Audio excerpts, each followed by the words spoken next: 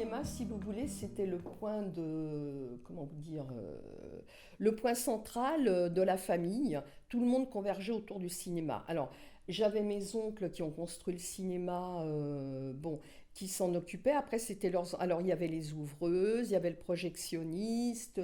Voilà, tout le monde avait un rôle dans le cinéma. C'était vraiment le lieu de rassemblement de la famille.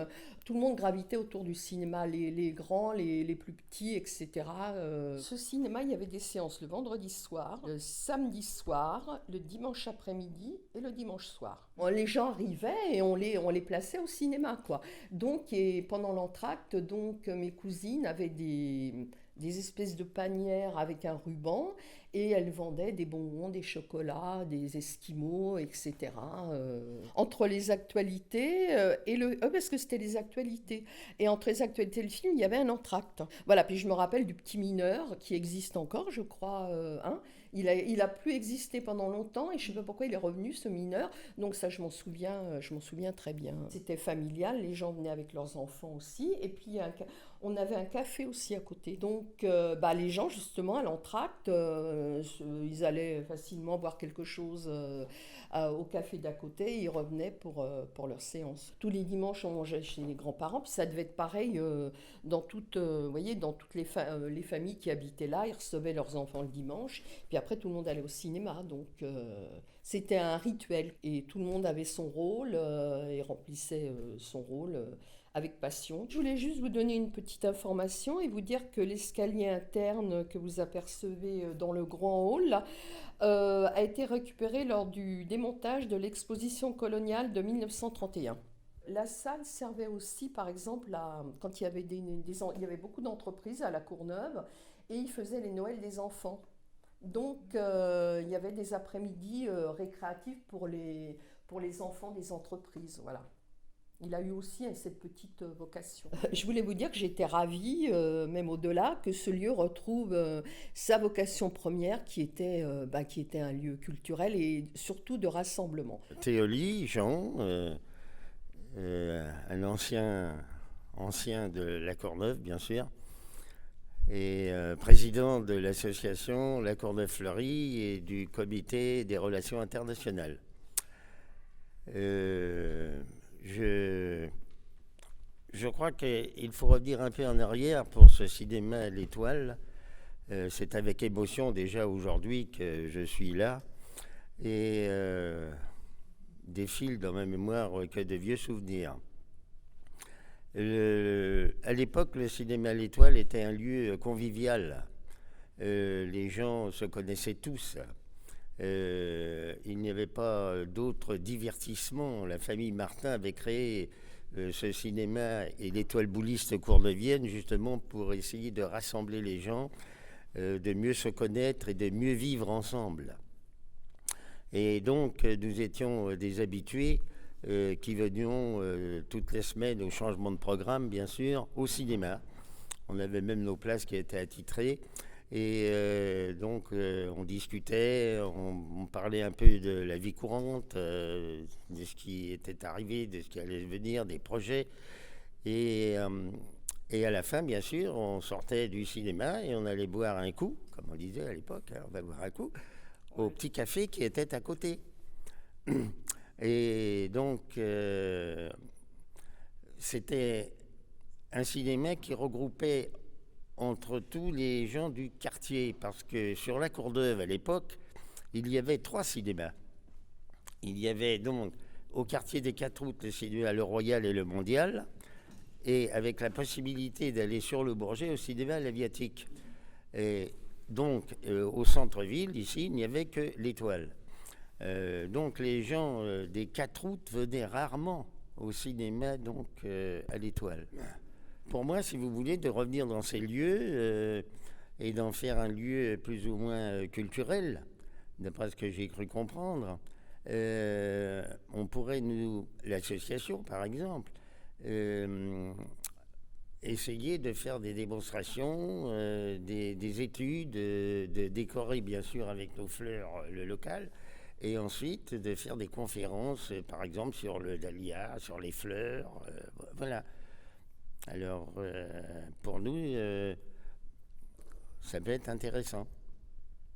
À l'époque, on était jeunes, je dirais pas ébaux, mais on draguait. Et mes souvenirs remontent justement au dragage, si on peut appeler ça comme ça, de ma femme. Puisque c'est là où j'ai commencé à connaître ma future femme. Voilà, au premier balcon, je me souviens, j'étais au 2e rang, elle était au 1er rang. Voilà, et donc après, en sortant, c'était un moyen de faire connaissance. Hein, le film vous a plu, vous voyez, voilà, on draguait. Alors, je suis d'origine italienne, bien sûr. Mes parents ont émigré en 1921, et donc d'origine région napolitaine. Alors que la famille Martin était d'origine valdôtaine. Des descendants, donc Françoise Martin, Michel Martin, qui est encore présent à la Courneuve, puisqu'il dirige la serrurerie courneuvienne. Oui, hein, c'était le seul divertissement. Et c'est pour cette raison que dans les banlieues, il y avait beaucoup de cinémas. Et c'était des cinémas où l'on faisait... il y avait plusieurs parties. La partie documentaire, la partie attraction. Par exemple, je me souviens d'un cinéma à Aubervilliers au Cœur-Salle où il y avait eu Tino Rossi qui était venu au moment de l'entracte pour les attractions. Vous voyez, à Aubervilliers, il y avait 4-5 cinémas. C'était le seul divertissement qu'on pouvait procurer à la population de la ville à l'époque. On a supprimé un peu le côté rassemblement, convivialité. Alors il serait peut-être bon d'essayer de relancer justement ce lieu de regroupement, de convivialité. Nous, c'est ce qu'on essaie de faire dans les associations. Et on y réussit tant bien que mal, mais pourquoi pas à l'échelon municipal sur la ville, ne pas avoir un lieu convivial. Alors je m'appelle Chantal Minière, je suis née à La Courneuve il y a 73 ans, un souvenir extraordinaire d'enfance. Le cinéma, c'était le lieu de rencontre, c'était terriblement convivial. On y allait, pour ma famille, on allait le samedi très souvent. Maman réservait le balcon toujours à la même place. Et on retrouvait les mêmes habitués, puisque tout le monde voulait les mêmes places. Les gens qui y allaient fréquemment, on était tous contents de se retrouver. En bas, il y avait un bar. Donc le bar servait avant le film, pendant l'entracte, ou après, si les gens avaient envie de parler. Et c'était, je vous dis, pratiquement toujours les mêmes qui se retrouvaient. Alors il y avait des gens qui étaient en bas et d'autres qui étaient en haut, le balcon étant... privilégiée, et je me rappelle qu'elle téléphonait pour être sûre d'avoir toujours la même place pour les films. Et puis il y avait aussi à l'entracte, il y avait quelqu'un de la famille Martin, parce que c'était la famille Martin qui gérait le cinéma. C'était Michel Martin qui nous prenait les tickets en bas et qui disait un mot à tout le monde, le père de Françoise Martin, parce qu'il était connu, il travaillait à la SATAM où travaillaient mes parents. Et c'est vrai que c'était un bon moment. Après, il y avait donc à l'entracte quelqu'un de la famille Martin aussi qui passait avec un gros panier, chocolat glacé, avec un gros panier en osier, avec une lanière qu'on ne peut pas oublier, qui tenait là. Et c'était un grand moment parce que j'avais le droit à un esquimau, c'était merveilleux, c'était... comme si c'était une grande fête. Il y avait beaucoup d'usines, il y avait beaucoup de fermes, il y avait beaucoup de maraîchage. Mais c'était familial, entre guillemets, c'est-à-dire que tous les gens se connaissaient. Et c'était, comme je vous dis, pas une fête. Une fête, c'est pas exagéré, mais c'était un moment sympathique. C'est un film dont je me souviens toujours maintenant. C'est Le Salaire de la peur, qui m'a beaucoup impressionné. Et quand j'y pense, malgré mon âge, j'ai encore un souvenir très précis de ce film-là. C'est bien d'en parler, c'est bien que ça existe de nouveau. Et il a fallu se battre pour que ce soit un bâtiment préservé, parce que c'était pas gagné que ça passe au patrimoine, c'était pas gagné de le sauver. On nous a écoutés, parce que le patrimoine de La Courneuve, il n'y en a plus beaucoup maintenant. Et c'était essentiel de garder ça, parce que même si peu de gens ont connu, il faut quand même que ça existe encore. Et mes souvenirs, et que j'ai passé devant la façade, j'ai trouvé les bâtiments magnifiques et je me suis arrêtée à lire les petits panneaux qu'il y a à l'entrée qui racontent un peu l'histoire du lieu et que le projet continue, que soit un succès. Que ne reste pas seulement un projet. Alors, je suis Monique Petit, épouse Navarre. Je suis née à La Courneuve en 1935, pavillon rue Chabrol à La Courneuve. Plus que ça, j'avais un métier, j'étais vendeuse dans l'habillement. Mais au moment où les vendeuses servaient les clients, pas où que les clients servent tout seuls. Vous voyez, on attendait la cliente, on lui proposait la marchandise, et la cliente, si elle était satisfaite, elle nous redemandait quand elle revenait. J'ai toujours connu l'étoile. Mes parents sont arrivés à La Courneuve en 1932. Donc, les cinémas devaient être ouverts depuis très peu de temps. Donc, on a toujours été au cinéma. C'était notre sortie du samedi soir, dimanche après-midi. Et moi, étant jeune fille, je venais aux 2 séances à cette époque-là. J'ai ma sœur qui venait aussi avec son fiancé jusqu'à temps qu'il se marie. Ils sont venus des années aussi au cinéma, ainsi que mon petit frère, voilà, qui venait aussi. On est toute la famille, les 3 enfants sont venus, les 3 enfants petits sont venus à l'Étoile jusqu'à la durée de presque la fermeture. Il y avait 2 films. Ils présentaient donc 2 films dans tous les fins de semaine, voilà. Bon, moi, je peux en dire que du bien. J'ai connu Louisette, qui s'était fait brûler au visage, qui était une personne qui nous plaçait en bas, mais moi, j'allais toujours là-haut. Je crois qu'elle s'appelait Janine. Elle nous plaçait toujours, et moi, je prenais toujours une loge, vu ma grandeur. J'étais sûre de bien voir. En 1955, je devais avoir 20 ans, donc moi j'étais au cinéma que dès que j'ai eu un peu d'argent de poche, je venais au cinéma tout seul dès l'âge de 16 ans. Ça a été une très belle époque. Il n'y avait pas trop de télé ni rien, donc on allait au cinéma. Voilà, c'est pour ça qu'on allait voir 2 films dans la semaine. On se retrouvait en bande dans le hall, voilà, on se retrouvait en bande, voilà. Et quand j'ai fréquenté mon mari, on allait ensemble au cinéma, on flirtait au cinéma. Je sais qu'on allait prendre nos places, on rentrait dans le café, on allait voir François, un des frères Martin, qui réservait nos places, et d'une semaine à une autre, on avait nos places réservées. On les faisait réserver.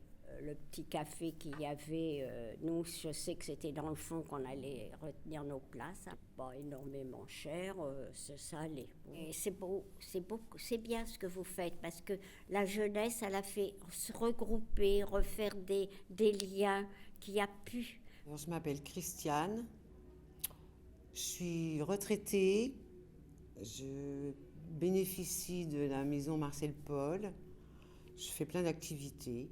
Le cinéma, c'est pratiquement toute ma jeunesse. On allait le soir, même dans la journée, le dimanche des fois, parce qu'à l'époque, il n'y avait pas la télé. Donc, c'était les copains, les copines, les petits copains. Et puis voilà, parce que les films, maintenant, ça paraît très vieux, mais à l'époque, c'était quand même pas si nouveau que ça, quoi. Donc, il y avait des séances avec une première partie de la pub et le fameux publicité 0001. Voilà, c'était comme on dit quand on vieillit, c'était le bon temps. Voilà, il y a encore des bons temps maintenant, mais voilà, c'était des très très bons souvenirs. C'est dans une petite rue, c'était notre cinéma, quoi. C'était les copains, les copines, ça c'est sûr. À l'époque, il passait pas souvent des films de cow-boys. Donc tous les anciens avec, comment il s'appelle là, John Wayne, avec les Indiens, tout ça. Ça c'est bien parce que là, souvent je passe justement dans cette rue là et quand on voit que ce cinéma il est mort, peut-être qu'on viendra y faire un tour nous, voir s'il y a possibilité de faire quelque chose. Ce serait avec plaisir. Ferait revivre un peu la Courneuve.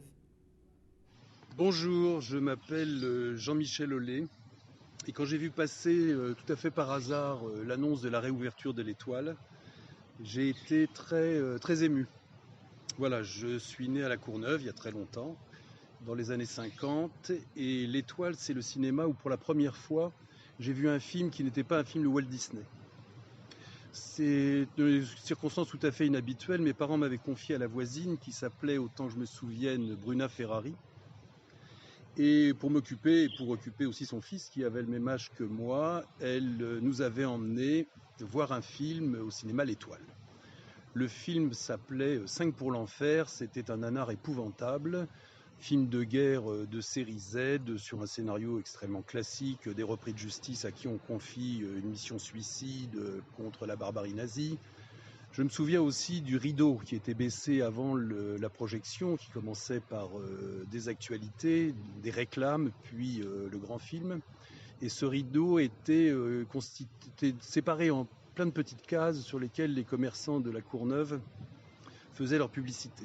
Et parmi ces cases, il y avait celle d'un café-tabac tenu par le père d'un de mes copains de classe. Et je me suis soudain senti extrêmement célèbre parce qu'il y avait un copain à moi qui était sur le rideau du cinéma. Voilà, je voulais vous faire partager ce petit moment. C'était il y a très longtemps. Je vous l'envoie aussi de très loin parce que je suis actuellement sur un voilier au large de Dakar en route vers le Cap-Vert. Et je souhaite bonne chance à Géraldine et toute son équipe pour la réouverture de ce lieu. J'espère que ça redeviendra un beau lieu vivant de la Courneuve et dès mon retour en France, je viendrai voir ceux qui s'y proposent.